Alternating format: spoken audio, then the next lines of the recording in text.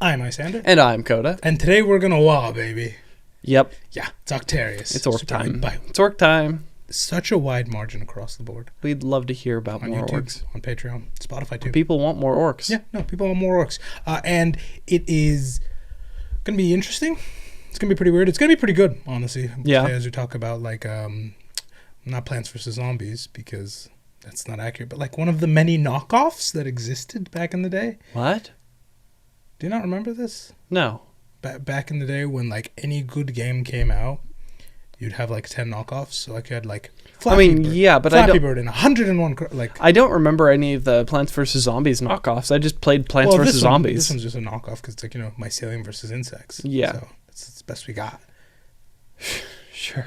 What? Is what it is. Yeah, God, that was a terrible time. There were so many... It still happens Flappy to Bird, this day. Mossy Road. It really still happens to this day. Yeah, I don't see it as much, though. It's because you don't play a lot of mobile games anymore because a lot of them are trash. Yeah. Or Gatch. Or Gatch Gatch. games. Yeah, those also exist. Or just, like, horny... Anyway. Or like the Venn diagram like the middle of the Venn diagram that is all of these at once. All of the above. Yeah. Yeah, I could see it. Today, though, we're not dealing with any of that. We're just going to be... to say we're diving face first into a puddle is not quite accurate because there's a lot about it.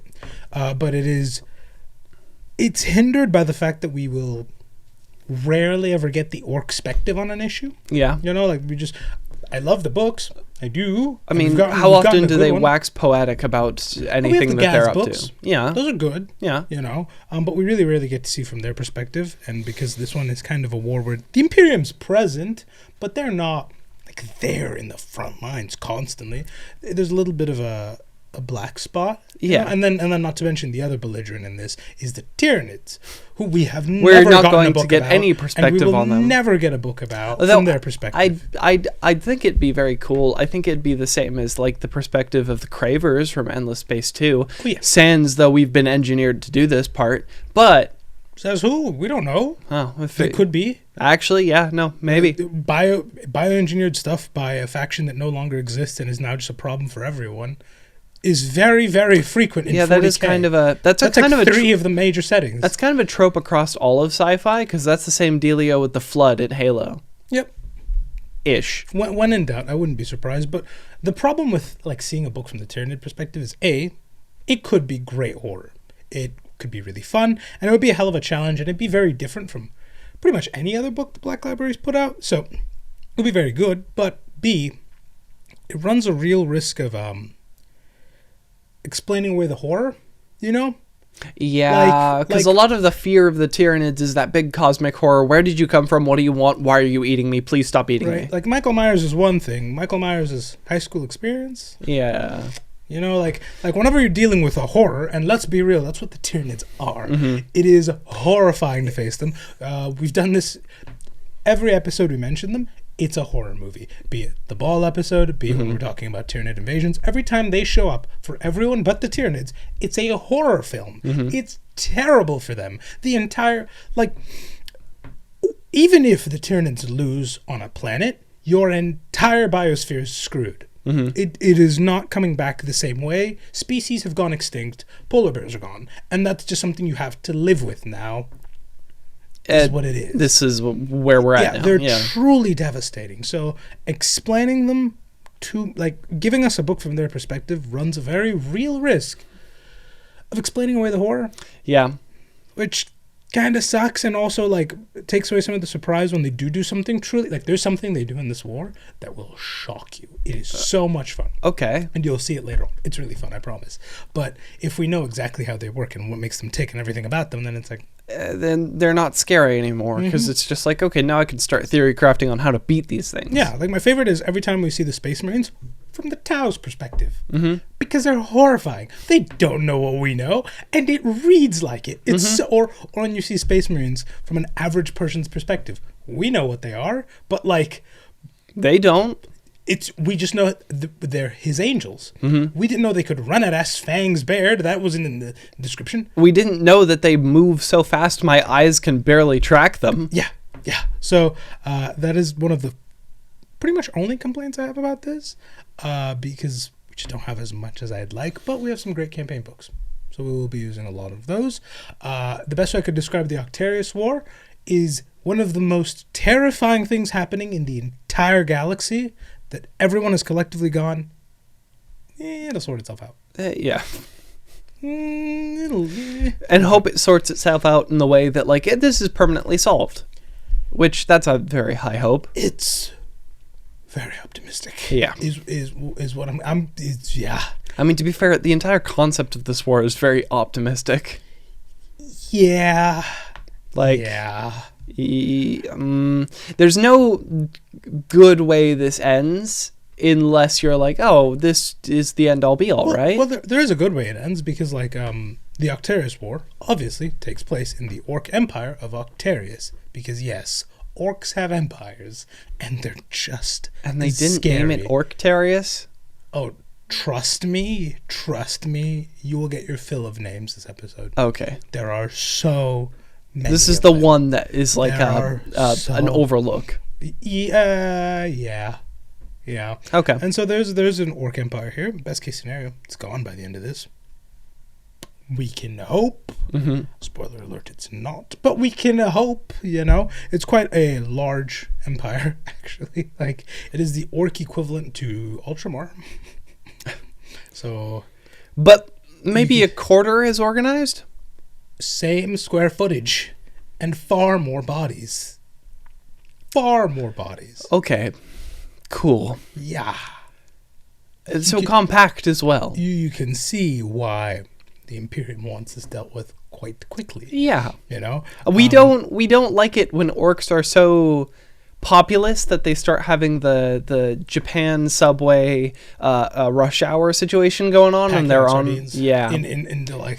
No. The moment I see orcs start doing that, I get scared. Yep, and that's what the Imperium's done. They have sent Space Marines after this problem several times, to no real avail. The Eldar even teamed up with them to help with that, to no real avail.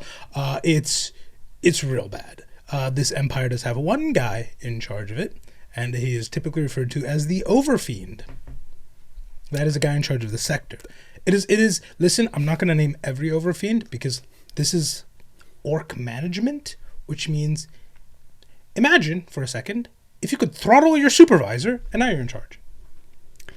Oh God, I wish. And if your supervisor isn't throttleable, guess what? He gets to stay. That is the orc management structure. I've had a couple supervisors I've wanted to throttle before. As you can imagine, there's so many Overfiends, and some only last about 2 seconds, Mm-hmm. So we're not going to bother naming every single one. Also, if you would like to see, I'm just gonna help you dodge something later on, and help you dodge something if you'd like to do some more reading about the Overfiends. Throw a 40k at the end of it. Just I can't. Oh, they exist in fantasy as well. Can't stress this enough.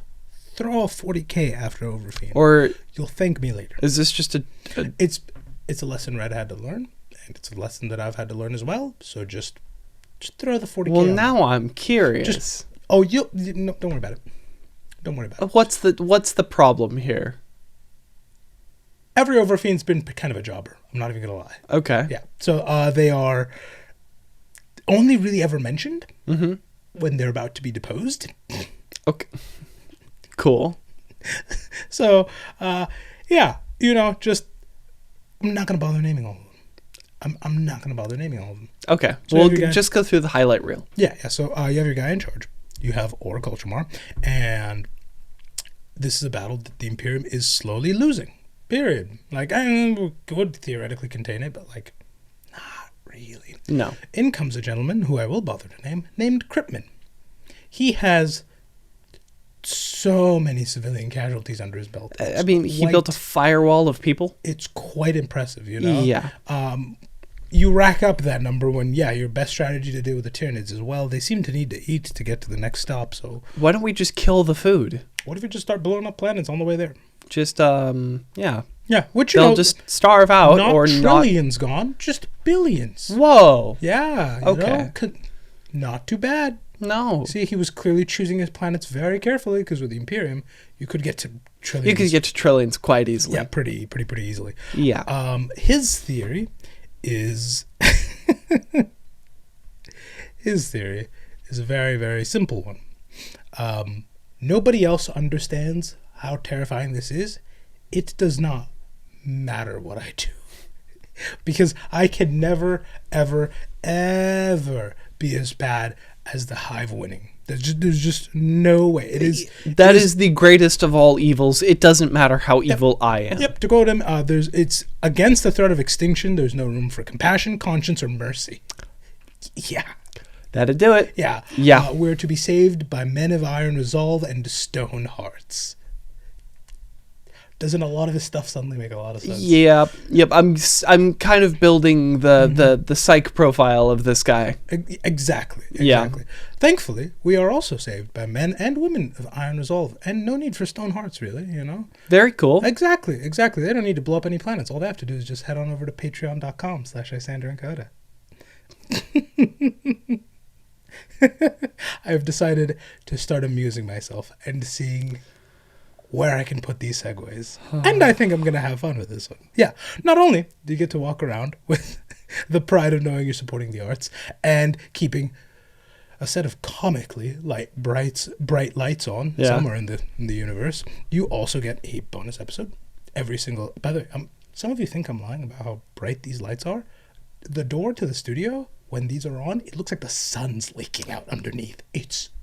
They're really bright, yeah. I might insert a picture. But yeah, not only do you get to keep these bright lights on, why'd you look at them directly, you also get access to bonus episodes every single week, community day streams, which we just did a full month of last month. Yes, we did. Very, very, very fun. Access to the Discord, as well as a whole bunch of other perks while helping us keep this show going. Not only do you get the new episodes that come out every single week, but also access to, oh my goodness, I think we can almost say hundreds now.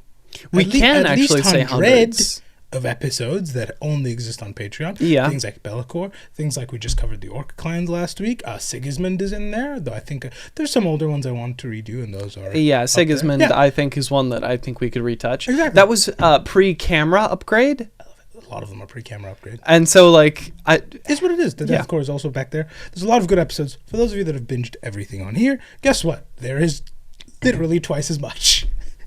It's very fun. It's all over there on patreon.com/Isyander and Koda. For those of you signing up as I speak, thank you very well. For those of you who are already there and have been there for a while now, thank you as well. And now back to Fidus Kryptman. Fido. Yes. And he is... Nobody needs to throw him a bone. He's already gotten trillions. He decides... How do I phrase this? He decides to take Octarius into his own hands. Not entirely out of left field, by the way.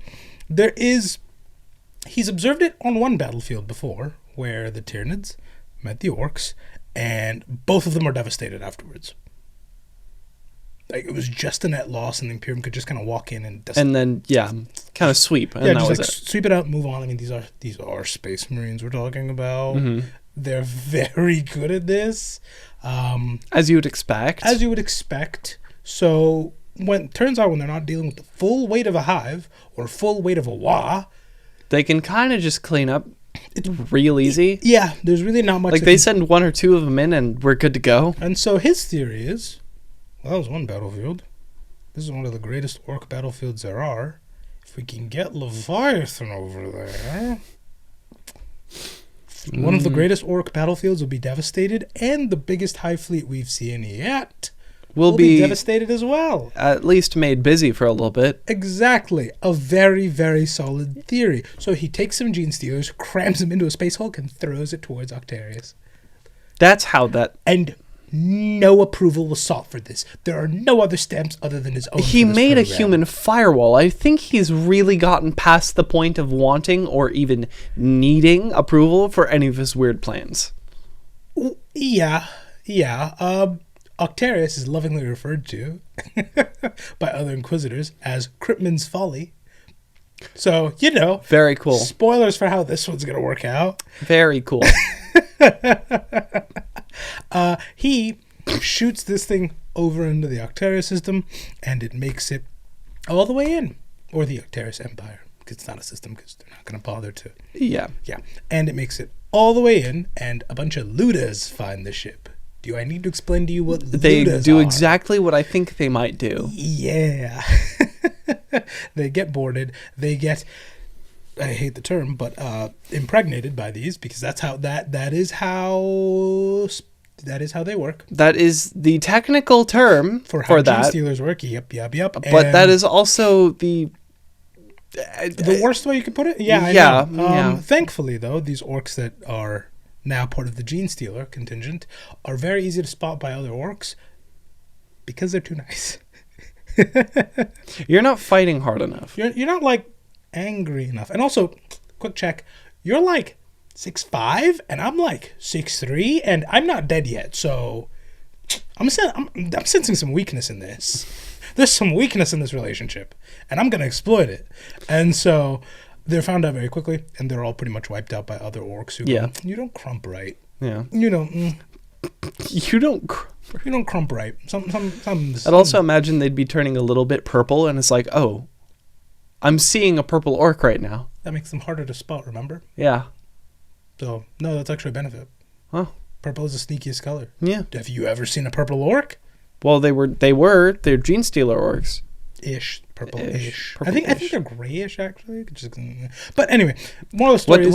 What in their color theory, what does gray mean? Dead. Probably unhealthy. They're gone. Yeah. They're just finished. But they lived long enough to send out a beacon to Leviathan, and this is where it begins. I will not bother giving a date because it's moving all the time. Yeah. We're also dealing with a span of like 10,000 years in the entire continuum of 40K. Mm-hmm. 10,000 give or take some change, yeah. 40,000, it's in the name. 40,000, but like posts. Yeah, but like the post-heresy. The other 30,000 are still relevant. Oh god, yeah, they are. There's too many years here, dude. Cut some of them off. No. Let's start a new calendar, please. No, certainly not. The Tyranids show up, and as they do, begin kind of delivering, giving the orcs the business, as they do, world after world after world. The Overfiend counterattacks doesn't work. It's the Tyranids, and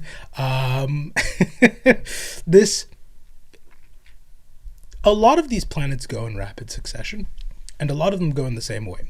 I'm not going to bother explaining how each and every single one of them goes. I will just explain to you how bad orcs and Tyranids meeting are. Mm-hmm. Because what Kryptman observed is, that's a lot of orcs. That's a lot of Tyranids. They're kind of just meeting in the middle and dying. That's convenient, isn't it? What he missed is what happens when these two things have good footholds on a planet. Mm-hmm. And it is less of a war of just billions of bodies slamming against each other, and more of two actively hostile ecosystems attempting to strangle the life out of each other. Yeah. Because I'm not even joking. Remember, when orcs are around, they're constantly just pumping out spores. The very air is not pleasant to breathe around them. Guess what Tyranids are always doing too? Also pumping out spores. And diseases and the whole nine. This is like... You remember that Kurtz Kazakh video about like the giant like continental ant wars going on? This would be like... I don't think I've seen that one. You don't think? Okay, so the premise is a lot of these I get the premise. Ant colonies are like huge, like US sized. And so even though like one ant colony has no communication with another ant colony all the way across the continental United States, they're still both engaged in the exact same war against another colony of ants that occupies the other half of the continental United States. I was an Geographic kid, so I didn't know about this. Yes. Just not from them. This would be like if we were at war with the Soviets, and not only were we fighting with our big planes and big boats, but the ants themselves were also fighting with each other over I'm imagining a bunch of ants with like tiny chunk hats. You know what I mean? Like, we send a man and an ant to the moon. We've never put any ants. I think, has it only been man on the moon? Yeah. And dogs in space, and chimps, and I think cats too. I don't think we've cat, sent bugs into space yet. No. Well, we have probably in the not to the moon though. No, because we haven't visited the moon in a while. One small step for ants. One giant leap for antkind. Well, here's the problem with ants is once you introduce them to an ecosystem, they kind of go wild. Not on the moon, they won't. No. That's the one place they won't. But yeah, no, that's you've gotten the vibe pretty much, except, you know, things with the Soviets were cold. Yeah, this is very hot. This is the ICBMs are actively being launched. And even then, that's a slight understatement because, like, okay, cool. These, like, the full weight of the US plus ants, and the full might of the Soviet Union plus ants. Is very mighty, right? But Tyranids have, like, their own, like, native forms of plant life that, like, run all over the ground and, like, strangle every plant they touch. Orks have all kinds of, like, squigs, snotlings. They have all kinds of little goobers running around. They also have, like, the squigoths. Yeah. The massive kaiju-sized things. So, like, yeah. It is, like, if our entire just biospheres went to war. I'm talking grizzly bears are going in and they're sending back polar bears. Like, everything we have is fighting. You know that one dude who lived in the south of the U.S. Which, and by the way, sorry for grizzly bears, the polars are winning that one every time. Yeah, polar bears are brutal. Terrifying. Grizzly bears are bad, but polar bears are I don't know if insane. Siberia has them though, so I think they do. Ugh. Yeah. Okay, go on. Yeah, they also have tigers too. Go on. Yeah. This is like the green version of that one guy who lived in the south of the United States who liked that one ivy from Japan and brought it over. Kudzu into the south, and it is now a all over the place, massive invasive species. If you go to like coastal NorCal and find all of those weird succulent plants all over the place, that Kudzu is actually worse because, like, really? Remember when we're driving through the south and you saw all those trees covered in something else? Yeah. Those, because it's a fun fact. Those trees couldn't breathe, see, or eat. Not only listen. Like, that one succulent just does very well in that environment and isn't actively trying to kill the other plants. It just happens to be doing so. And is very flammable. Kudzu is also... No, you're thinking of eucalyptus. Oh, is that the one that's invasive and flammable? Yeah. Well, not invasive and flammable. It was... God, why do we keep doing this? A tourist who went to Australia really liked eucalyptus, and he brought eucalyptus plants home to California, and without approval of the state government started planting them up and down the coastline. And that's why NorCal and a little bit of SoCal has so much eucalyptus and why they keep catching on fire, also because of the drought. Yes. But the drought doesn't help. They were already catching on fire because of the eucalyptus. I love Aussies. I love everyone who watches from Australia. It's great. You guys have a very pretty looking country. Your biosphere is terrifying. Your biosphere actively wants to kill? Almost nothing I want living. Your biosphere has a body count? Yeah, there's almost no creature that is wild and comfortable and successful in Australia that would not be horrifically invasive anywhere else. And that's the entire premise here. Yeah. It is so terrifying. This is like if the Australian biosphere was going, what's comparable to Australia? I'd say the African biosphere. That's what I was thinking too. Yeah, I mean, hippos. Yeah. Hippos, lions, hyenas are bad too. Yeah, I'd actually say hyenas are probably worse. Yeah. But who versus... No, we can't power scale the African versus the Australian biosphere. Yeah, I think Australia has more, like, creepy crawlies, generally speaking. They got some big things, too. They got dingoes. Yeah, but, like... Kangaroos? Africa has, like, most of the megafauna, dude. Like... Oh, yeah. No, actually, you are... Because they got hippos, they got elephants. Yeah. Lions are big, too. Yeah, relatively. Zebras aren't... Relative to a house cat. Zebras aren't hostile, but they are... It's horse-shaped. But it's not means horse. It can connect a very good kick to your skull. Mm-hmm. In my opinion, that's dangerous. Mm-hmm. It's enough said. It's horse-shaped, but is not horse. No, not at all. And so this is the problem that is going on. And the kind of thing that the Imperium looks at with slack-jawed horror as what they expect it to be, a bunch of bugs and a bunch of mushrooms meeting in the middle and dying, turned into... that entire ecosystem's fighting that entire ecosystem. Everything. I'm talking like the orcs send out their squigoths, which are just squigs that are big kaiju squigs. Yeah. It's so funny. And the Tyranids send out biotitans in full force all around them. There are orcs climbing on top of each other fighting, and there are Tyranids climbing on top of each other doing the same thing. In between them, you have like tiny snots and grots and tiny little gaunts. Like, it's... I can't You must understand, this sounds like a British, like, gibberish poem. Welcome to Orks. Enough said. I could do this nonsense poem. That's do what this they call entire episode in horrific Cockney, and it would not be impacted too much. It's so... Squigs and squonks and gaunts and... When you are putting this episode together in the editing room, you will see pictures, and like, to be a fly on the bridge of Kryptman's ship and just zooming in and looking at the planets going, oh no. Yeah. Oh, this is terrible. This is not good. Oh, it's so bad. And then I'd imagine each side is getting stronger as this goes on too. Yes. There's not a square foot you can see that's not combat, effectively. And these are two factions. Orks will always rise to the challenge of a good fight.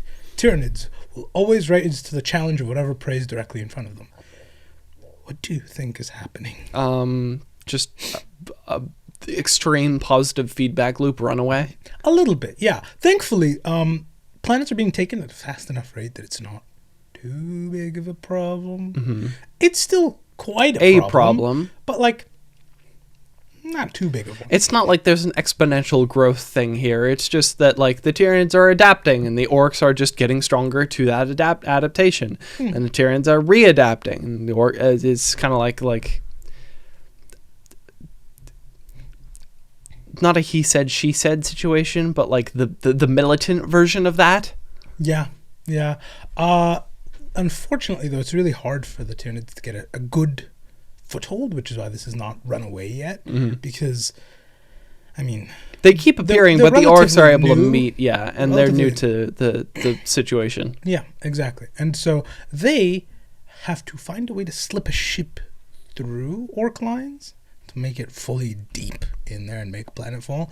And they manage it, and they actually manage to get one bioship in, but the problem is it's one bioship against every Tyranid. They're like, sorry, against every Ork you can find.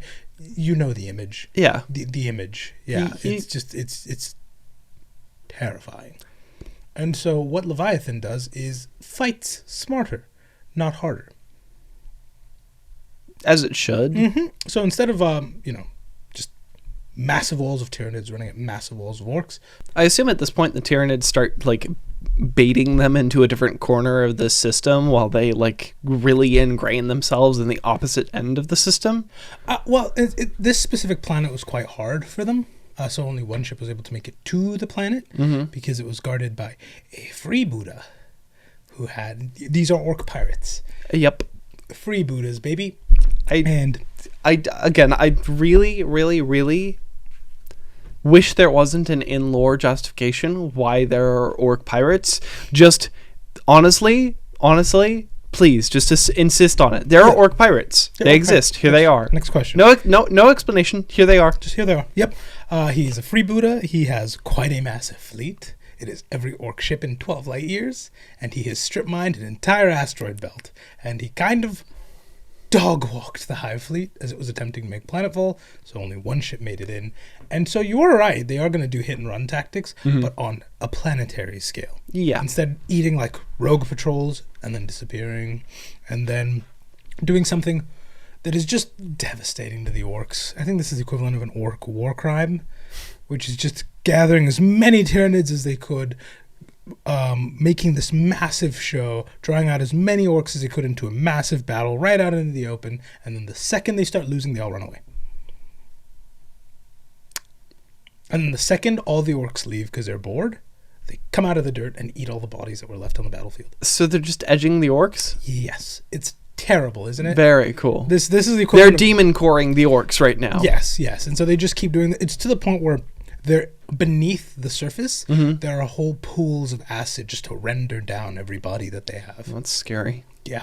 And the Orks don't know because they've never gone digging. No. So eventually they just keep getting bigger and bigger and bigger and bigger armies until eventually that one freebooter from space decided to join in on this because it's like this is awesome. This is beyond hype. Yeah, and it does not work. It does not work. Of course it doesn't. Yeah, no. They keep doing this, and eventually when they discover that he's on the planet, they custom make a series of lictors just to assassinate him. like 4 of them. Just to get him. Tailor-made bespoke lictors. Yep. Just to get him. Unfortunately, the guy had squigs he keeps around him. Like hunting dogs that could always spot them. Every single time. Funny. Every single time. And so they're stuck in this weird holding pattern of, well, the bugs can't assassinate the orcs, and the orcs can never, ever, ever catch them. And they actually have made things worse now that they've met him, because instead of even getting into the battle and then running away, they'll just like gather this massive army, run full force towards them, and then hit the brakes just as hard as they can, and then turn around and just leave. Just get them excited for the Waha and then turn around. Basically just yeah, and run away.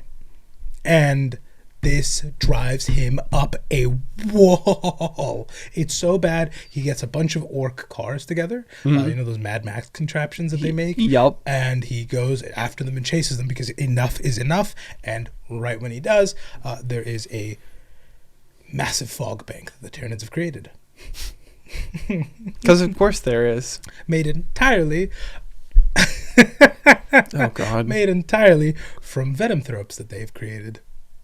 Have we covered them? I don't think we have. They are these massive, just multi-tentacled things that just put out clouds of, says venom, but technically poison. I think venom you have to be injected. I think that's the difference between venom and poison. I think so. Because you can inhale poisonous gas, but you cannot inhale venomous gas. I think venom, it has to be.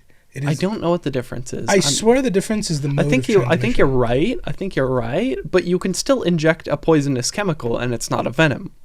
Yeah. Venom is injected, while poison is ingested, inhaled, or absorbed through skin. So in this case, it's poisonous gas. Horrifically poisonous gas that just makes every orc fold, turn into like mushroom soup on contact. Cool. Their trucks. They turn into a nice French mushroom bisque. Yeah, every single orc truck it's an orc truck full of bisque, effectively, just crashing into other ones. But the main guy here is actually holding it down pretty well, and actually makes it to the center and kills these venom thropes. And when the fog dissipates, all the lictors are around him. Every single one. Gotcha now. Yep, that's pretty much how it goes, and he is gone, and that is how that planet left. Cool.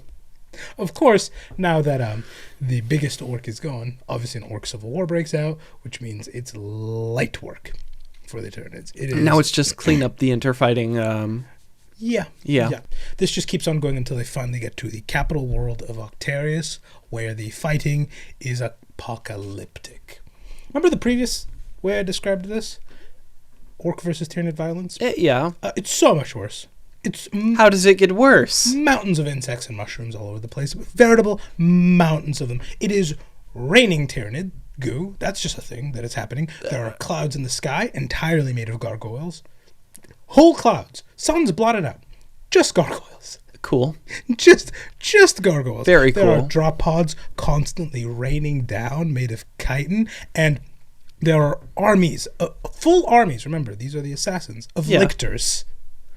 Full armies of them running up mountains of orcs to take out the biggest guy. To call them orbital guns is strong, but it is something that fires stuff into orbit, And so these armies are climbing up these mountains to get to them. And then they find orcs climbing up the mountains from the other side, but to jump into the battlefield.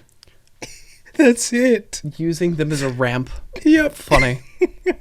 God, orcs are hilarious. Almost nowhere else in the galaxy has this level of violence been seen. No. Almost nowhere else. And half of it's comedic and half of it's like, oh. Yeah. And no one's winning.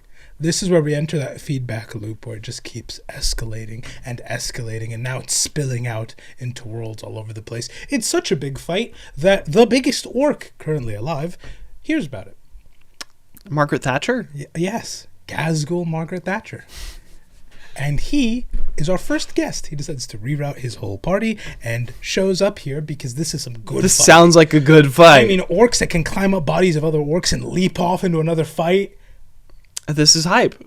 I have to be there. If there is an afterlife for orcs, it is right here in Octarius. Yeah. There's nothing more they want for. The next best thing they could get is Khorne's special, Garden of Orcs, I assume. Yeah, pretty much. Don't worry, Khorne shows up later. Oh, cool. Really? Yeah. What do you think? Oh, this is a fight. Yeah. This is a fight. Yeah. But he cares not from where it flows. Wouldn't most of the orcs be dedicating their fight to Gork and Mork? True. But there's still a skull throne that needs to be constructed. We need raw materials. And there's quite a bit of those. Is he just picking up Tyranid skulls? We'll get to that later. That's a guest that shows up later. For now, though, Gaz shows up and gets eaten by a Moloch, which we have not covered, and is huge and terrifying, and the kind of thing you don't want to be eaten by. No. And you already have a good sense I don't think I'd want to be eaten by anything, frankly. And you already have a good size of its scale because it can eat Gaz whole. One bite? Yes. I don't like this. This is giving Gaz gigantophobia. Is gigantic. Look at any piece of art of Gaz. He towers over orcs who tower over men. He's like a 3-story building in and of himself. So tall. Yeah. And just in one fell swoop, gone. Just gone. Now, this is Gaz we're talking about. Largest of orcs. And so he fights his way clean out of it. Of course. Yeah. Just rips and tears until it's done. Makes it clean out of his platform. That makes sense. That's very Gaz. And the orcs see this and lose it. Oh my goodness. That is the coolest thing they've ever seen. That is the biggest orc they've ever seen. Killing possibly the biggest Tyranid they've ever seen by leaving. It's everything they want. Mm-hmm. It's so much that for a few moments there are no Tyranids left on Octarius. That is how hard they rally. Just a few moments, though. Just for a few moments, the orcs rally enough and collectively get enough raid bug spray to beat every single Tyranid off of their, well, not their homeworld, but a very important world of theirs. Yeah. Yeah. I love how hype-powered the orcs are. Yep. Gaz, well, I'm not going to lie, after you put on a concert like that, bye. I'm not really Listen, I know when to take my dub and leave. I'm headed out of here. That was my best album. Enjoy it. Yeah. And he just leaves. My work here is done. He released a Billboard Top 100 single and that was a full album, dude. Oh. Back to back heat. Oh, I see. Yeah, that's how good it was. So he did a Taylor Swift, but he owns the rights. Yep. And he's just, I'm out. I'm good. Thank you. This is my 1989. Goodbye. Cool. Is it 89? I don't know. I don't actually listen to Taylor Swift. I just know she tops charts whenever she speaks. Oh, it is. Yep, 1989. There we go. Boom. I was like, I knew it's floating around in there somewhere. But yeah, that's my 1989. It's one of those. Bye. And he just leaves. This is when you will not guess who shows up next. Is it Khorne? Yeah, pretty much. Okay. A certain Mr. Blood Price shows up. Here to collect his blood toll, I assume? Yeah. Well, he's one of the world eaters, right? Him and Scarfang. Dude, I love world eater names. And he is part of a warband known as the Skull Hunt.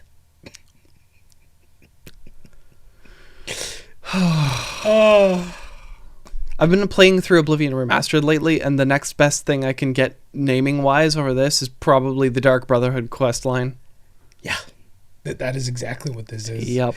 He does not want Scarfang to beat him, and he is a member of the Skull Hunt, so you will not guess what he's going to do.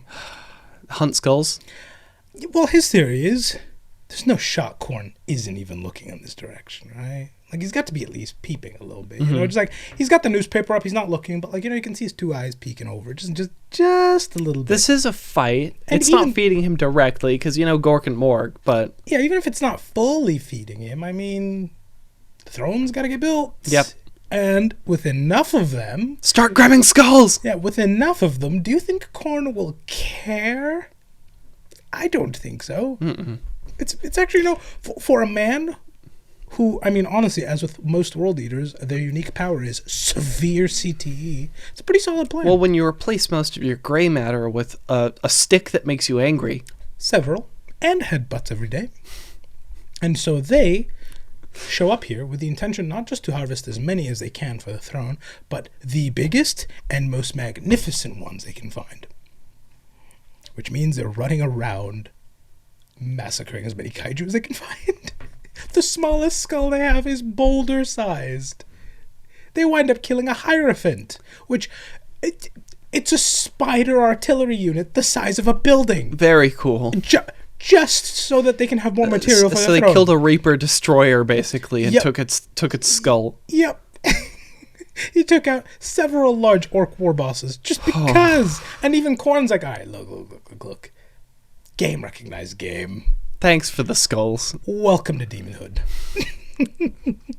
And so he, now that he's become a demon, has gone... I'm sorry, I said thanks for the skulls, and for half a second, the image of, like, a cornate Redditor just popped into my brain. Thanks for the skulls, kind stranger. Yeah, you knew exactly where it was with the going. fedora. Yeah, that's exactly right. Well, he's gonna go keep farming for karma because he goes out. He goes after a planet kind of in the middle of it called Damaw. Cool. And he shows up with his entire warband. The Blood Blessed, the Bloody Dawn, the Gore Fists. It's just the most corn stuff. Yeah, these are the most cornate names we can grab off the shelf. With him. He brings cornate knights with him. And Beastmen. And this entire planet is just a war zone for war's sake now. Nobody's winning. Because why not? Nobody's losing. I mean, kind of, that's how it was from the start, because, like, I don't know, Kryptman put them together because... No. Distract yourselves for a second. No. No? See, you say that this is all kind of for moot and pretty bad, right? And I do agree with you, yes. This planet is particularly bad because other planets either don't have an ocean or do. This one has so much happening on it, its oceans can now clot. That is how much has been spilt here. Sure. It's so bad. It's so terrible. I assume sandbars made of scab. Yep. It's the Scab Lands. It's so terrible. So many things have fallen here. And of everything the Imperium has noticed and gone, that's a problem, they've just charged that. Not dealing with that. The Orks will keep coming. The Tyranids will keep coming. The World Eaters will keep coming. Hopefully that just goes on ad infinitum, and we never need to deal with it. It is hopefully not my problem. Mm-hmm. And not my circus, not my monkeys. And that brings us to another guest, our final guest, the Imperium of Man, who have taken notice. Okay, so no, it's no longer not my circus, not my monkeys. It's I need to deal with this. That one is not my circus, not my monkeys. Okay. The rest of the system, well, okay, look. Not my circus, not my monkeys. Yes? Okay, cool, right? Now, let's say P.T. Barnum starts a circus in the middle of the White House and decides, let me have monkeys. He's expanding! No, let me have monkeys with Tren in them. Suddenly, that's all of our problems. That's everyone's problem. Everyone's problem. The Secret Service's problem. It is the FBI, the CIA. It is even the European Union's like, why is there a gorilla with Tren running around? Who? I think that was a bright idea. I think that's the closest we're going to get to Joe Rogan in this podcast ever. Is have you seen a monkey with Tren? Yeah, and so obviously, the Imperium now has to deal with this. P.T. Barnum was one thing, running around, not my problem. Don't care. The moment you gave a gorilla Tren, you caused a problem. Were on a list somewhere. You caused a permanent problem we need to deal with. And the moment you moved it into DC, I was like, okay, now I have to care. Yeah, this is every level. I have to care. Actually not okay. You know, and so yeah. So the Imperium, this has now become my circus, and I swear to God, if you put any more Tren in the monkeys, I'm going to shoot you instead. Yep. And so the Imperium has taken notice of this, and first of all, there are several meetings about this, because everyone is collectively going, how did he do this? Kryptman is not an Inquisitor anymore. Why? Because of the line of dead planets he gave us. We've all agreed he's not an Inquisitor anymore. Who let him do this? The answer is, nobody took the badge away. Nobody took the badge away? Who's going to question an Inquisitor? So, until somebody goes and actually offs Kryptman, he's just going to be a thorn in their side. That's problem A. Problem B is, how do we stop this? Because they currently have like a living Chernobyl happening over the entirety of a system. Yeah. How do we stop this is probably question number 2 on top of who do we... Chernobyl, exactly. Who do we incriminate for this? Yep. And so instead they're just like, let's steal one of his ideas. Instead of fully blowing up every planet in the radius around it and calling it good, they just heavily fortify as many planets as they can. And try and make a circle around it. And if they lose any, at least now that's more distance Tyranids have to cover. We're going to look at it as a silver lining. Sure. We're going to try our very, very best here to do so. Obviously, the second they set up this cordon and try and defend it, every single planet in that radius starts calling for help, as all of them are immediately put under incredible pressure. I assume they were screaming the whole way to fortification. The Imperium was doing a very good job, but then Genestealers eventually showed up. As they do, yep. And I'm not just talking any orcs, like named orcs too. Like, come on. Look, I'm a member of the Guard. I'm here to station this. That is also an orc named Da Face Grinder. Yeah, I got Da Face Grinder to the left of me and Purple Guy to the right of me. Someone help me, please. Pardon me. Da Face Grinder. Sorry. Yeah. How could I forget? I've got Da Face Grinder. And he's trying to grind my face. He's trying to grind my face. He's trying to eat my face. I don't know what to do. Please send help. Yep. And this entire time, there's Tyranids just low-key eating every single planet they can. Everything from steampunk-themed worlds to one that had like a Jurassic Park thing going on about it. We're just going to power through that, because if I were to sit here and name every planet that Tyranids ate, we'd be here forever. They're all bad, though. You don't want them to eat any planet. Any planet at all. I'd think especially the Jurassic Park one, though. No, not even close, man. Oh. Like, the Jurassic Park one is bad, yes. They still haven't eaten custodians. That'd be worse. That would be worse. They still haven't eaten, like, Grey Knights, for example. That'd be pretty bad. That would be very bad. They haven't eaten any bits of the Emperor yet. That'd be cataclysmic. Yeah, that'd be world-ending. Yeah, so counter blessings, I guess. Yeah. Yeah. Could be a lot worse. They're only getting Jurassic Park. However, they do respond as one would when Tyranids are doing this kind of stuff. They send Knights, they send Titans, they send Space Marine chapters. They actually, you know what? They do send the perfect Space Marine chapters for this, because they do send some Space Wolves. Come on. Self-explanatory. The Executioners. Mm-hmm. This tracks. Yeah. I think that's not their name, but they're the Executioners. The next best thing they could have sent was probably Dark Angels, who grew up on a world like monster hunting, basically. I actually think they did better. Really? They grabbed the Dark Krakens, who are those Salamander successors. Oh, okay. No, never mind. You got this. That's the one. That's the one. Never mind. Salamander successors who just play Monster Hunter all day, every day. This is their entire thing. Stop. There's only so much you can do that before we get smote by Capcom. There's a limit. Yeah, so they're just playing Monster Hunter constantly. They're very good at this. And they have a very cool color scheme going on. It's like a black and purple kind of yeah, no, they're my favorite chapter. And also, obviously, as when you're dealing Which I know that changes every half second, but like, they're at least up there. Yeah. They're in the top 3. And obviously, as you're dealing with any kind of Xeno problem, you get the Death Watch. Yep. So, and they're trying to hold to the best of their abilities on various planets. They actually have a pretty decent showing. Detonating ice banks to cause massive avalanches. It's a pretty big win. Yeah. Setting off tsunamis. With enough bombs, you can accomplish a lot. Yeah. They're basically pulling the jet strategy from Avatar. Yeah, they're pulling a jet. I forgot about that. Yeah. Totally. Except there's no dams. It's just explosives. Yeah. There's no dams. Just explosives. Explosives in a lot of water. Maybe slightly less innocence, but I Can bugs be innocent? Yeah. Well, I suppose technically speaking, because there is no malice in this battlefield, they're just hungry. Yeah, no, there's like no moral implication to what they're doing. They're just like beasts. Mm-hmm. Unless there is. Maybe they do have a mind. I don't know. We have no insights into that. They've been showing having a mind, so I'm not quite sure. Maybe they are malicious. Maybe. We don't know. And can't make an ontological judgment on this. Exactly. The interesting part of this defense is when it becomes a little bit of a preservation effort. Mm-hmm. Because, and this is something I want to see more happen with the Tyranids. It's bad enough that they're going to eat this planet. That's really, really, really bad. What's worse is this planet is doing a good job of holding them off on their own, just because it's a very cold planet. It's a very harsh planet. But it does have native fauna that is adapted to it very well, in the form of these wolves that are almost fully cold resistant, very intelligent, and somehow have an instinctive knowledge of the entire planet's topography. It's just a thing they have. Okay, cool. So this planet just has the direst of wolves.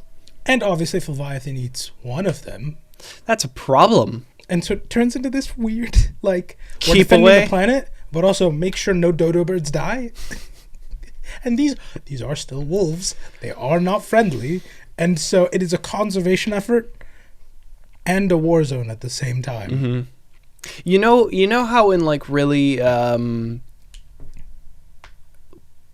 we'll say imbalanced ecosystems, there are conservationists who go out with a helicopter and like an LMG wild and just problems. Yeah, exactly. Mm-hmm. I'd imagine this looks a lot like that. Yeah, a little bit like that. Their first plan, which is the plan you're suggesting, is just kill any Tyranids trying to kill the wolves, and if the wolves get hostile, kill them too. Mm-hmm. And then the Dark Kraken's got because they're like hunters and they're like respect what you kill, use a kind of a perspective. They're not very sit in LMG and fire away. Mm-hmm. So they only turn the beasts they kill into weapons out of respect for like use the whole beast if you're gonna kill it. Yeah, and so they get real touchy-feely about it, which fair. I mean, like, Jesus, these are wolves with a topological knowledge of an entire planet. Yeah, no, that's something to be respected. How the hell did that happen? Yeah, at minimum, we gotta have that in a lab, you know? So they try their best to hold this while the Tyranids are just doing their thing, and that's where that planet has been left forever. The other ones are just dealing with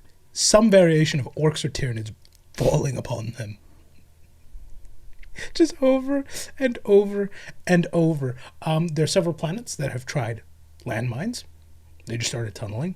Deep underground, they started setting off landmines as well. They started avoiding them. I hope they don't start pulling the one strategy they did on, was it not Ball, the last video we did where they grabbed the nukes basically and started like sending them back home. That's basically what they started doing with the landmines. Yeah, on one really mean planet, they ate nothing but livestock, and the guardsmen had to starve or eat Tyranid meat. Cool. Which some of them ate Tyranid meat. The immediate Genestealer. You're a Genestealer now. You should never eat Tyranid meat. Don't do that.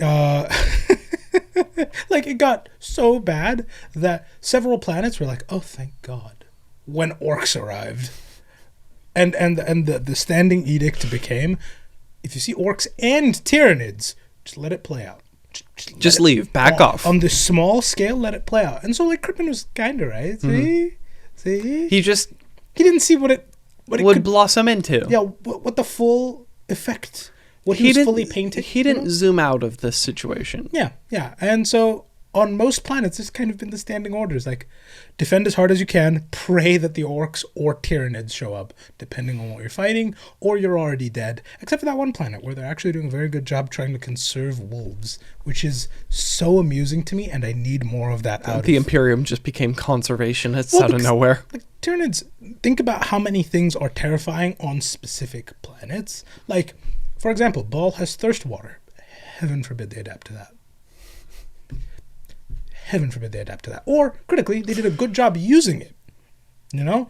That's what I want to see more of. A lot of Tyranid fights tend to be, and they descended from the heavens, and the planet was gone in 12 hours. Yep. And not like a good hard fight, just keeping them back. It can still happen in a week. Just, let's see what lives on this planet, please. Let's see how it tries to defend itself. It makes it more terrifying when a planet just falls completely with no fight whatsoever. I'm sorry, an image just came to my head that's very funny. the conservationist planet with a Titan or a Knight with a bunch of, the stickers on back of cars.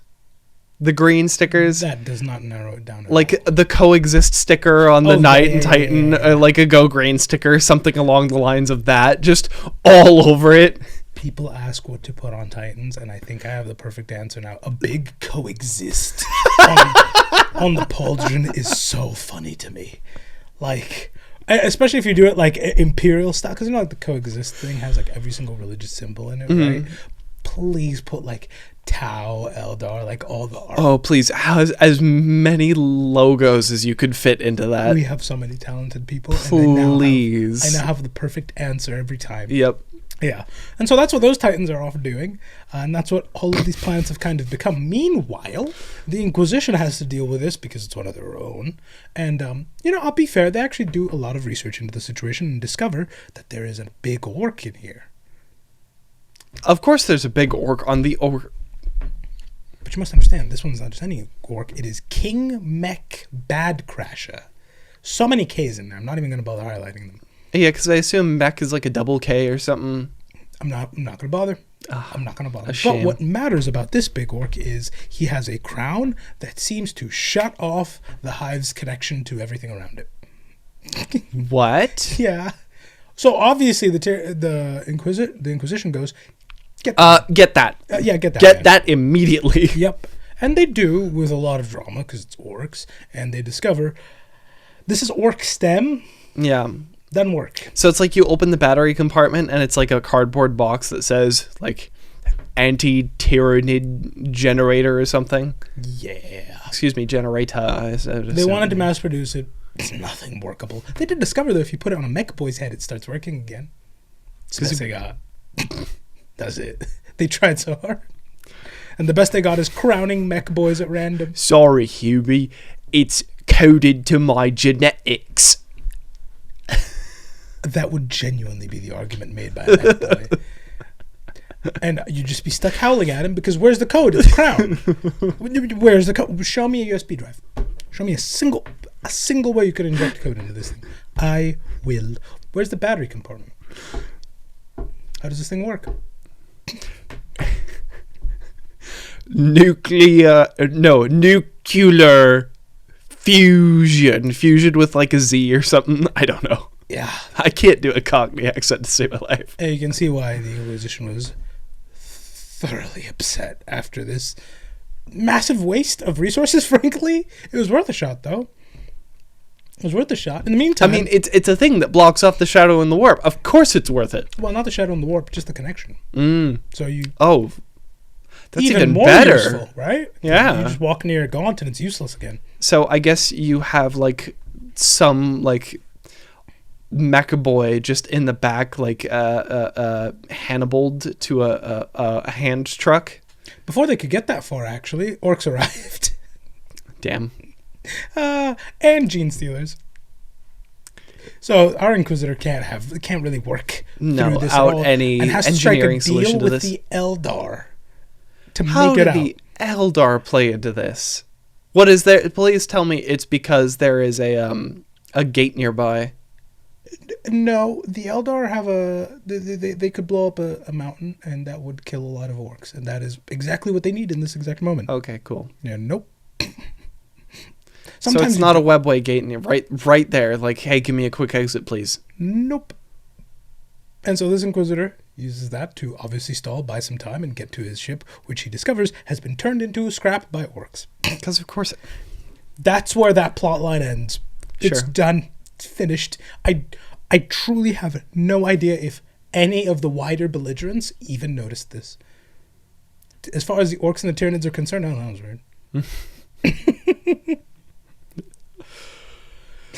Oh, orcs are so funny. Yep.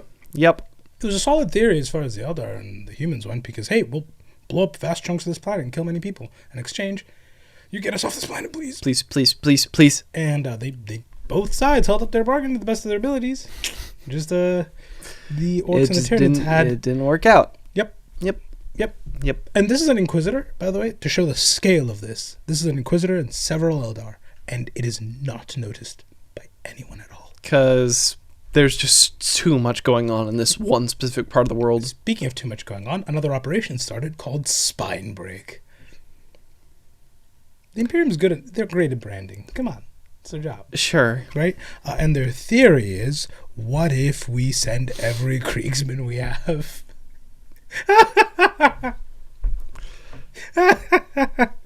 That's it. That is it. That is basically... That's the operation? Just send all of the Kriegsmen? Well, the theory is... if they can defend this one Forge world, then... we can lose bodies, but production can't ever stop. We need Baneblades, And so, this is an important Forge world. The only problem is, so remember that cordon they set up? Mm-hmm. It is within the cordon. And you can see why... So they need to dive themselves back into the territory they weren't supposed to go into. Yep. Just to get that planet back, to start making Baneblades again. Yep. And they use as many Kriegsmen as they can manage, and... This one is particularly rough because instead of the normal Orks have arrived, now Tyranids have arrived, now Orks have arrived, now Tyranids have arrived, and now they're fighting. It is, they can never catch a break. Like something, like clockwork, every time they manage to fight off one thing, the other shows up. Without fail, and they always show up stronger. Cool. And so... They just have the rhythm all wrong. Yeah, they just, it's just... It's not great. They open with Leviathan arriving with massive... It actually lives up to its name for once. With massive sea monsters that can only be beaten off by using atomic depth charges. Which is really cool. Big problem that I will continue to have with Tyranids and will always come up in every single one of their stories. You will hear about fun bioforms and never see them again. They were adapted to this situation specifically. Yep. That's the excuse. Yep, that's exactly right. And so these sea monsters, depth charges, gone. They come back later. Now, thankfully, they've actually made it onto the Forge world, and it's Forge world. Its water is not exactly... It's closer to toxic sludge than water. You could walk on it. It's like a non-Newtonian fluid now. Yep, and so... Or, wait. Yeah, non-Newtonian. Yeah, that's the one. And so even though these massive, massive sea monsters did survive nukes to the face... Turns out toxic sludge just cannot be beat. Yeah, and I can't breathe Oobleck. Yep, and so it does a good job of defending them until Orks arrive. And they manage to sneak in, and they're beaten off, and then yet more Orks arrive. Sure. And this time, it is two very well-named Orks. And it goes about as well as the return of Margaret Thatcher. Nope, just Zagrob the Butcher. And Gibkrung the Face Crumper. Gibkrung doesn't need a title. That's a funny name already. The Face Crumper. He doesn't just crump. He crumps faces. He crumps your face. Like, come on. Look at your face. It just got crumped. Here's a mirror. That's your face after a good crumping. The poor fabricator general of this planet, man. He's crying. Yeah, because his face... He may not have tear ducts anymore, but somehow he's crying. Yeah, they're crumping all of his... They're crumping everything. They're crumping everything. He hates this. And so he's asking for reinforcements, and they cannot take any more attacks at all, period. And oh my god, it's Leviathan with a steel chair and immune to toxic waste. Cool. Finally, I can breathe Oobleck now. Worse, they can actually breathe. Remember that time Belle Delphine bottled her bath water? Yeah, they can breathe that effectively. So they make it in. I'm sure there are people who have already figured that situation out. I'm not going to lie. But, yeah. Thank you for sharing. Yeah. And they even send out some tunneling bioforms, which are cool. Yet again, though, will we ever see a Tyranid tunnel boring machine? I think that would be very cool. It'd be a cool tabletop model. Yeah. I wouldn't complain, but here we are. I think it'd be very cool to see that, like the front digging component just made out of chitin. Yep. Yeah, dude, it'd be so cool. And they're biotitans, so they're massive. Yeah. Of course, this is where things just become the norm, because then more Orks arrive, and then they start fighting with Leviathan, and then it just starts becoming this again. This poor Amazon warehouse is still trying to make their shipments out on time. In the middle of a war zone. They're just trying their level best, and bombs are going off outside. I mean, to be fair, this is kind of just the norm for an Amazon warehouse, is it not? Well, I'll be fair. There aren't bombs going off outside. Buddy, we've had Amazon warehouses work through tornadoes. Have we? Yeah. Wow. Yeah. The packages still make it on time? No, they got sucked up into the tornado along with some of the employees. Did not know that. Yeah, look at us. Getting close to a 4-year-old. Nice. I don't know if I'd call that nice. But if you wanted to live in 40K, we're one step closer. I don't know why you would, but... Yep. And now we get to the... Well, this is kind of the last thing we do know about this. For now, because it's not resolved, even though it has a very final name, which is the consumption of Octarius. I was going to say, I thought we had resolved this situation. No. It's still kind of going on? Well, we've kind of resolved... Look, it's 40K. We've resolved it. Translation, there's a sentence that says the Tyranids won. Have we seen any of the new bioforms they developed out of Octarius? I see. No. I see. Have we seen the Orks respond to one of their biggest empires falling? So what you're saying is like a book that's farther in the future than this said, oh yeah, they won, but the time written about this series like has yet to catch up. Post said this. Mm-hmm. Or a sentence in a book somewhere. Welcome to 40K, where you are like putting things together from model announcements, books, a sentence in a book that's not related to this at all. Sometimes a book that has the correct title, right? And has nothing to do with it at all. Nothing to do with it at all, fun fact. Cool. Just is what it is. It happens all the time. Very cool. All the time. This is when the war becomes enough of a problem that the hive mind says enough is enough, effectively.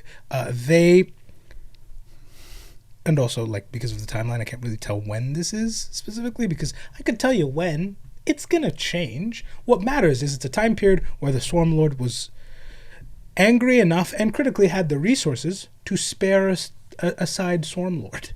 Whoa. Yeah. What about second Swarmlord? No, just the one. Because remember, there's just the one Swarmlord. Oh, okay. And so he is sent, and he is appointed as commander of the siege on Octarius. And it goes so terribly. It goes so terribly. As any conflict with the Orks would do, yeah. And no, every time the Swarmlord shows up, it never ends well for anybody. Yeah. No. But, before he showed up, the Hive was doing a lot. It was still focused on this issue, I'm not going to lie, the Orks were kind of winning before he showed up. Yeah. It's a Swarmlord. Winning for Orks does not mean they're taking territory. It does not necessarily even mean they're holding worlds. It just means there's violence happening. Yeah, a fight is happening, and that's all that needs to happen. Great crump happening, and like they're all there, they're all crumping. It's fantastic. So as far as they're concerned, they're winning. They have all kinds of big mechs stapled together, fighting in the front lines. We do love stapled together big mechs. So many Orks you can't count them. Just like 3 guns stapled together with a spare Tyranid claw too, and somehow it now does acid damage. So we're building like Borderlands weapons here. Yeah, actually, pretty much. They have speed freaks running around on their Mad Max bikes. Like every time a Tyranid pops up, one of their tunneling bioforms, they just get taken out like gophers. Funny. They've got like lawnmowers for the Tyranid bioforms coming up. It's so funny. It's so funny. I can just imagine like they've got like the old folk Orks just on the ride-on lawnmowers, just like... Yep, that's exactly right. And they're all kind of rallying around this big wah being generated. I'm not going to bother naming every big wah because this is Octarius. Spoiler alert, there's like it's a all big wah every 5 seconds somewhere. It's all wah. This one is particularly big, though. Instead of just one centered around Gaz or any other tall orc, this one is specifically centered around a beast snagga, which is a real orc job. Yep. I assume this is just like their... resident lion tamer, but the lion's like 7 feet tall. Yep, pretty much. And this guy named Stomp Krumpa. I love orc names so much. He's taller than your average orc, therefore he immediately has a very important position in the orc hierarchy. Mm-hmm. He loves his boys, he loves his squigs, he loves killing beasties, and wouldn't you believe it, this is the perfect environment for him to flourish in. He declares this... I don't even know if you could call it an invasion at this point. It's just two bios. A fight? Yeah. It's a big fight? It's just a big fight. But conflict? He declares it the time of the big kill. Yep. And he leads an army of squigosaurs. Because, yes, that's the thing they have. Did they have a Squigosaurus Rex? No, that was just Squigosaurs and Squigosaur riders. Okay. So, cool. As well, all against Leviathan at full force on the planet of Bad Squig.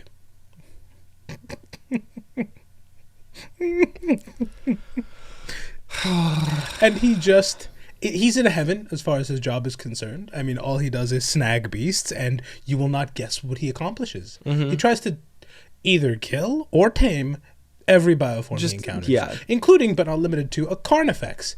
You know what a Carnifex is. Does he get it? It's that thing in every trailer you see ripping apart Space Marines like tissue paper. With no effort. You asked if he gets it. I will say he did not get anything, but he did lose an arm, an eye, and a leg. So, it's a Carnifex. Yeah. It's a Carnifex.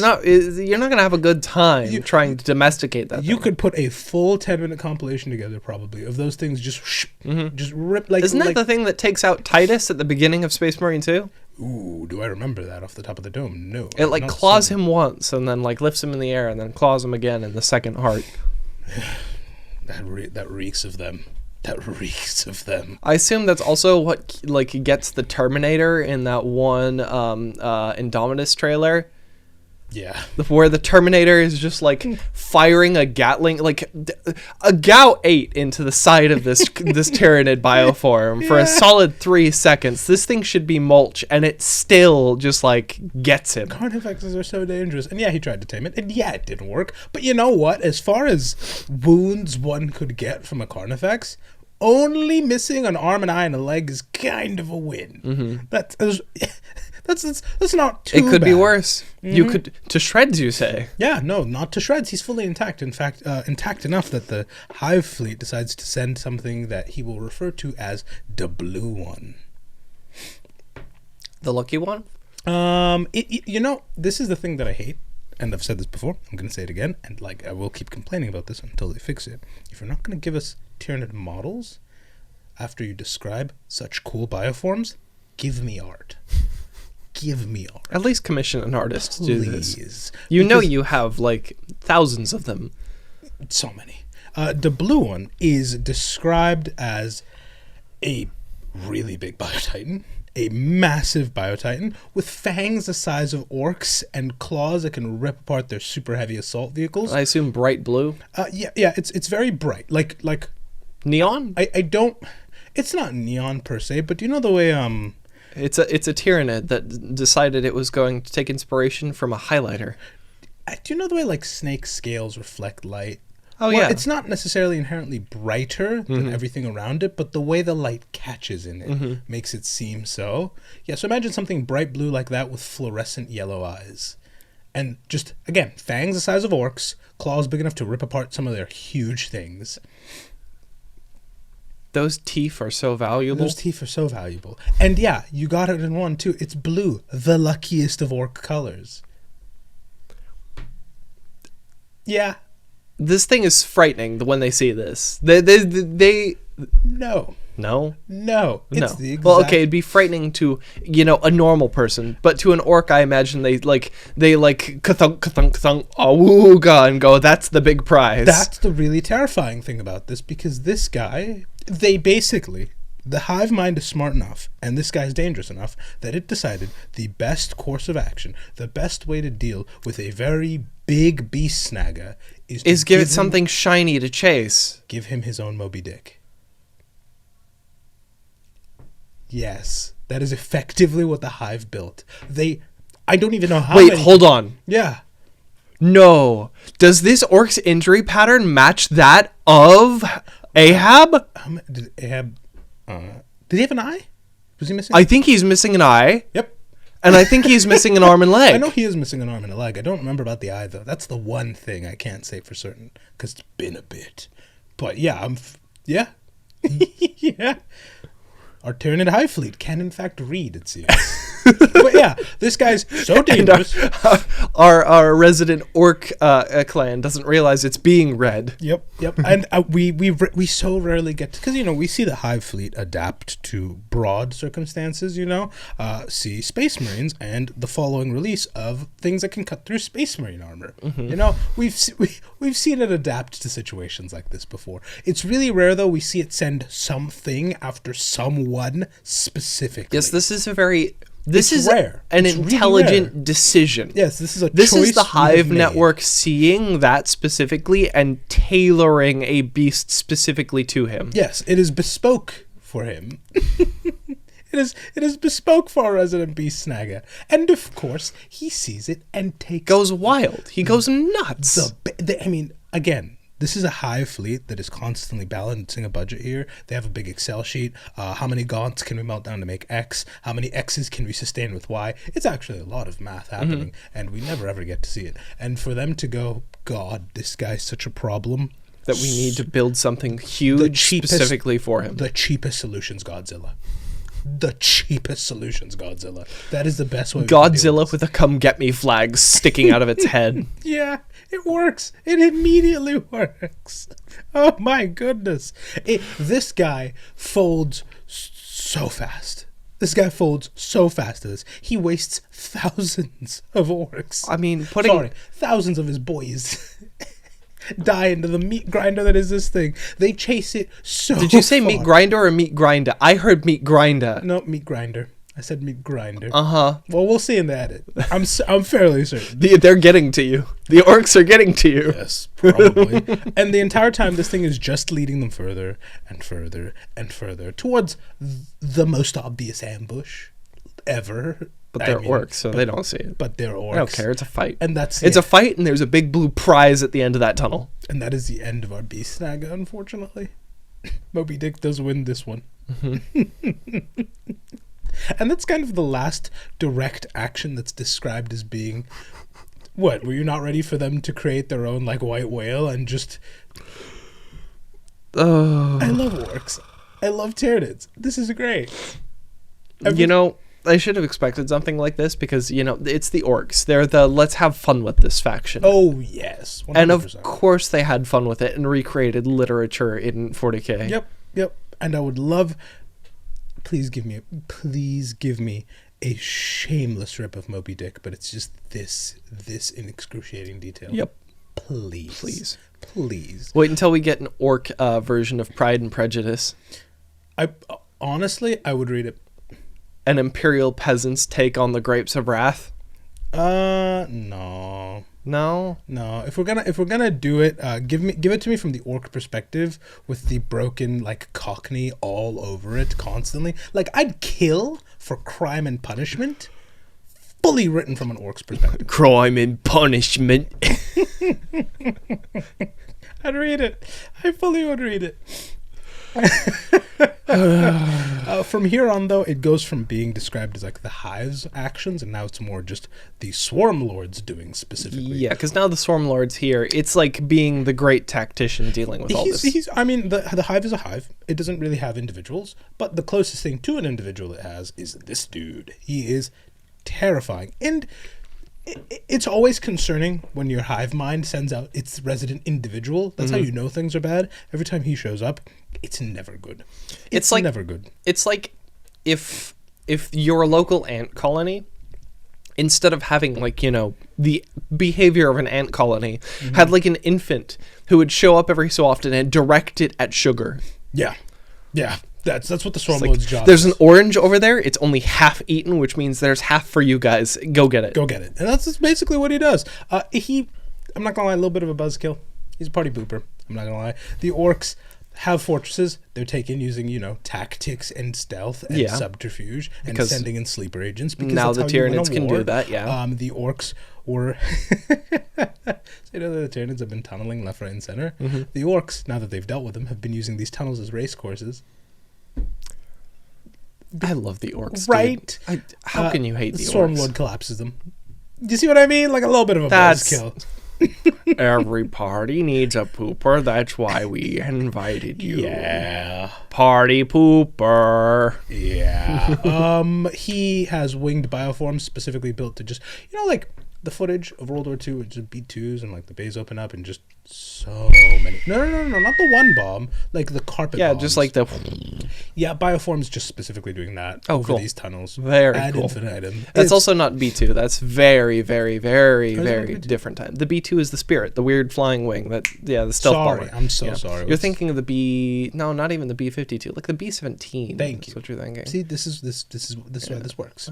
B-17 is like early World War II, and then we moved on to... we'll be here forever. Yeah, but basically that's what it starts deploying against them. It starts trying to cut off orcs from reinforcements. Yeah, they're playing tactically. Yeah. It wants to win. It's done. I've had enough. I've been sent here. That means I need to win this, kind of in the most brutal way I can. There is just finish this fight. It needs to be over. This needs to be done. I need you to understand. It builds a blockade. The Hive blockades Octarius.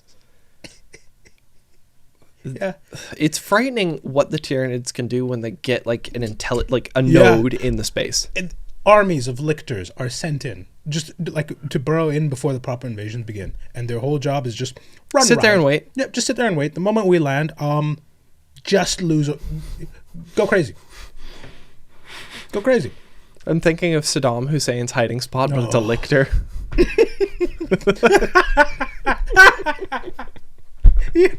Yeah, pretty much. Just like, that image, but like 30 of them. Yeah, that's no invasion is done under the Swarmlord without at least like that situation being set up. And then, and only then.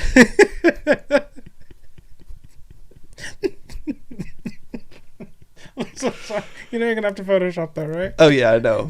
I found there's like a really weird comic artist I found on Instagram. I can't remember their name. But they did a comic featuring Saddam Hussein. I'm so sorry. What?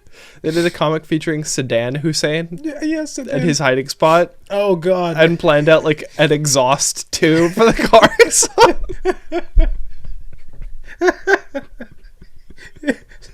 I'm so sorry. I'm still hung up on the concept of just so many lictors hiding in that specific way.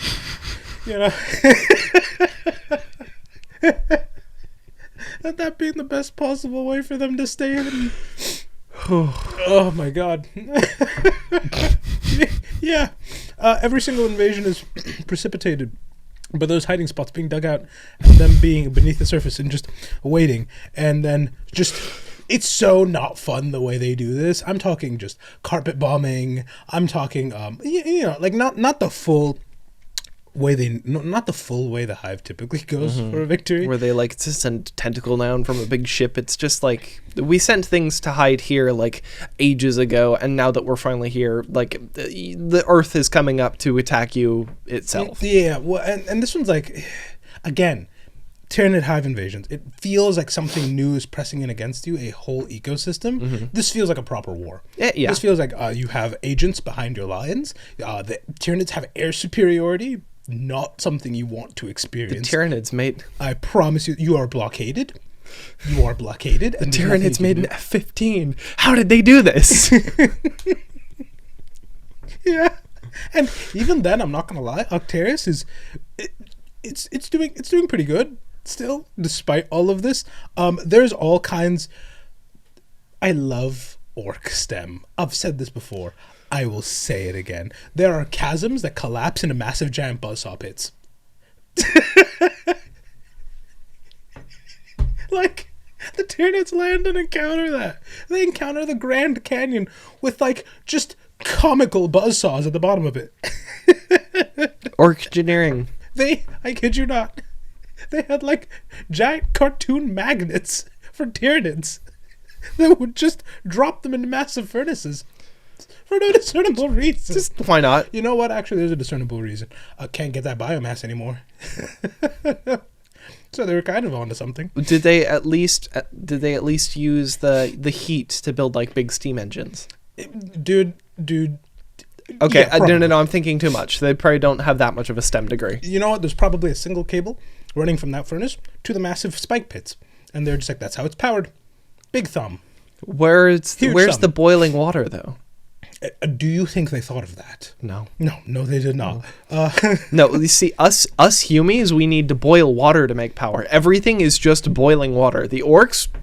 we just need, it needs to produce smoke. If it produces smoke, it's powered. Yep. And that's all they need. Mm-hmm. And it gets so rough for the Tyranids that their typical approach of take the world and then consume it. They have to actually adapt it and go for something far meaner. I need you to remember, this is a world that's blockaded, with the Tyranids having air superiority and the numbers advantage, and they still need to start rending down chunks of the planet as they go to try and take it. Sure. Yeah. The orcs are persistent. Yeah, that's how well the orcs are doing. At this point, the Overfiend shows up, probably the 30th one. At this point, I'm not even going to lie. And, of course, as the Swarmlord, I don't know if he loves to do this, but he does it every time he shows up. When the biggest commander is present, so's he. He's here for the fight. Of course. Because this is a... This is an orc we're talking about here. Typically, you remember how the Swarmlord showed up in Ball, right? Mm-hmm. It was him, a whole bunch of bioforms, and he was stitching them together, right? And it was a really terrifying feeling, and these Space Marines had a lot of problems to deal with, and it was quite hard to get to him, right? Mm-hmm. Hundreds of Biotitans were surrounding him. Kaiju. Hundreds of them. There's so much biomass being spent. And he just charges the city wanting to rip it apart. The Overfiend does a decent job, I'm not going to lie. He kills countless Tyranids, pretty much everything from like the teeniest, tiniest ones to some pretty massive ones. However, this is the Swarmlord, and this is the Tyranids with intelligent hundreds design of bioforms. Mm-hmm. Hundreds of bioforms. So it doesn't matter that you almost cannot wade through how many Tyranids have fallen. At the end of the day, this Overfiend does pass in a really messed up way, where they first separate him from his honor guard, and then a Carnifex wounds him, and only then does the Stormlord show up. Just like while he's down? Yeah, basically. Just kind of messed up, but also like at this point the Swarmlord's like, I don't know, but I've seen them survive worse. I need to double tap him now while I have the chance. Yeah. Yeah. Can't have this one chasing me like a white whale. I wasn't built to do that. Yeah, and then after that, it eats his brains, because that's what the Swarmlord does. Of it's course, the whole thing, and it's supposed to like, I now have all the information of your most powerful commanders, and with that, I will be able to just absolutely destroy you, and that works on most non-orc things. However, this is the orcs, so he probably got like 165 hours straight of Caramel Dancing playing in his head. No tactical knowledge, no important maps, just that happening. Either way, it couldn't save Octarius, the planet, not the system. I'm just imagining the Swarmlord eating this thing's brain, and then its eyes immediately starting to flash the rainbow vomit. Yeah, pretty much. And just his brow furrow is just, why do I even bother? I mean, don't get me wrong, I know why he bothers, because anyone who bore witness to that is terrified. I'm not even going to lie, that screws up a good wah. But that's kind of where this war has petered out, with them winning. Kind of. There's still a whole system here, and there's still all kinds of massive bioforms that are unresolved, and there's rumors, obviously, of newer developments that they had to create specifically to deal with them. But we have yet to see all of that. Yep. There's still a cordon that has holes punched in it, but it's still it works. Does it? Here's the thing about a good cordon: does it matter if a Space Marine will be there?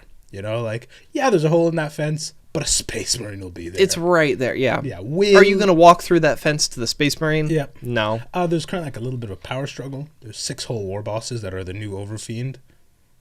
They're all about the same height. So, yeah. So they either team up or they just fight to the death. A crump will sort it out.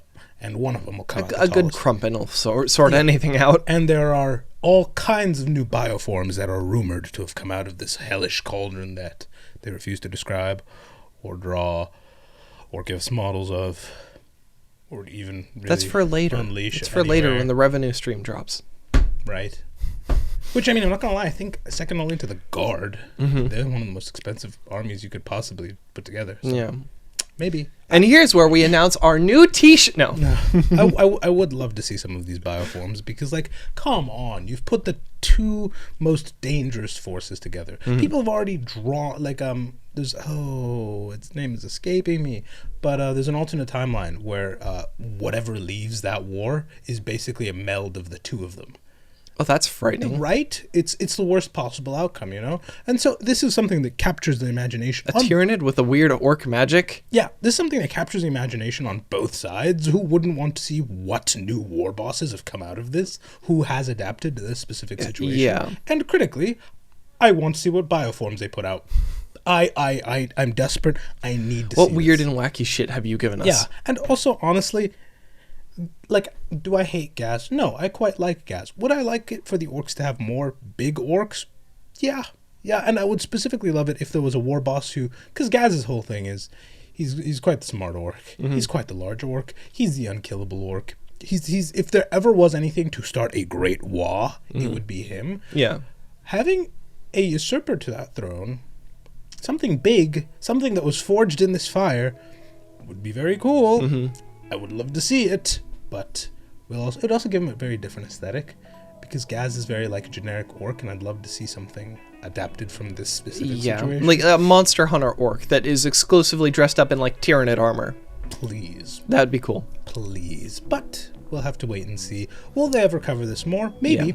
Will I mean, they have room to catch up to. They already announced like, oh yeah, the Tyranids won, but we have yet to get to that conclusion point. There's very many important things in 40k that have gone. That happened. Yep. Happened. There's a whole imposter of Sanguinius thing. Meh. Happened. Big thumb. Yep.